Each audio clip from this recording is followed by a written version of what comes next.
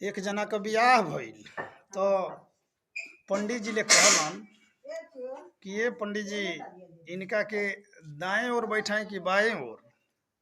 तो पंडित जी ठहाका लगा के हंसे लगलन। हंस के कहलन कि ये बचवा अब इनके दाएं बैठाओ आ चाहे बाएं बैठाओ, विषय ये चीज का नहीं के। अब तो तोरा बेछिलले गणिया में बांस हो ही गई। अब तो तोहार करजवा पर बैठी हन, तोहर कपड़ा पर आजीवन बैठा रही हन बचवा। तो विषय एकर नहीं कि दाएं बैठेब कि बाएं बैठेब, कहीं बैठाब। अब तो जवन होखे के तवन हो गई।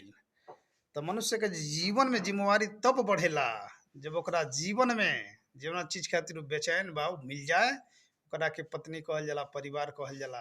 माई बाबू कैसे घर परिवार चलाओ त समझ नहीं खे, लेकिन जहिया शादीशुदा हो जीव तहिया समझ में आ जाई कि जीवन जियल के तरह जाला।